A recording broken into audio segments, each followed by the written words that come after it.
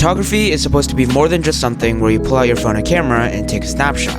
No, for me, each photo isn't just a snapshot, it's a piece of artwork that stores a memory. Smartphone photography has gotten really good in the past few years, but is that what we really want?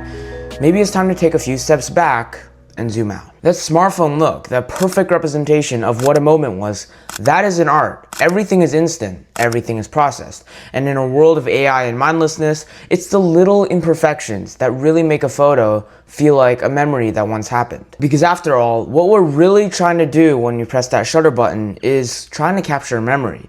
A memory that we remember as hazy and shaky and even a little bit fuzzy. Most modern phones we have now use a process called computational photography, which takes not one, but multiple images to merge them together and make what the phone considers to be the ideal image. And while this process can sometimes compensate for the lack of advanced hardware and small sensors in phones, it often results in that really flat, emotionless look that you can immediately tell was captured on a phone. Or, in other words, it's too perfect. So those images you were seeing earlier and the ones you're seeing right now are actually taken on my phone using an app called Dazcam. And as someone who's tested it for the past few months, it was an almost instant hit for me. And straight out of camera, you can just see the vintagey and retro aspect that's included in all the photos. So this is what the app looks like.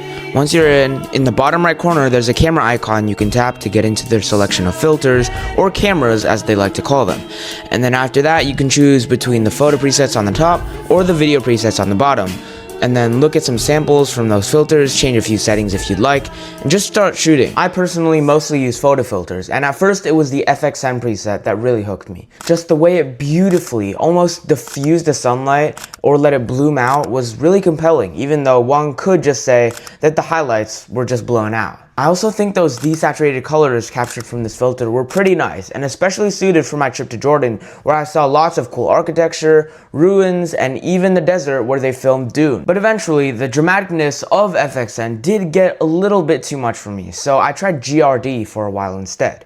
And the two are vastly different, from the more moody, negative film-like palette of colors to the darker shadows, to the sometimes interesting and seemingly random choice of white balances spat out each time. And even after that, I sort of got bored again and took time to reevaluate my options, finding out that I really liked the look of NT16, which struck a really nice balance between FXN and GRD and added its own little retro magic to the scene.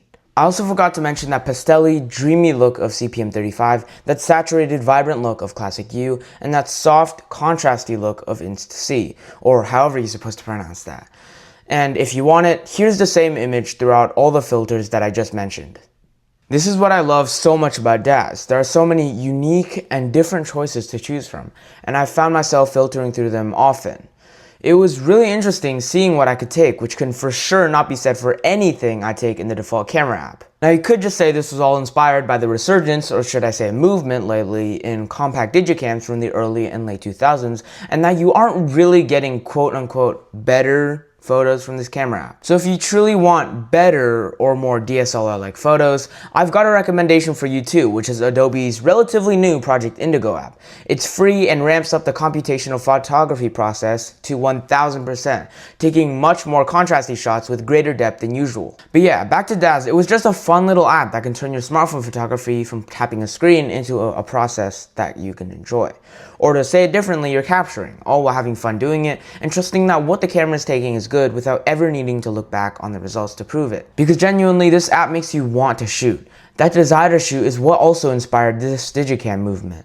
And there's something so beautiful about it which tapping a screen can never compare to.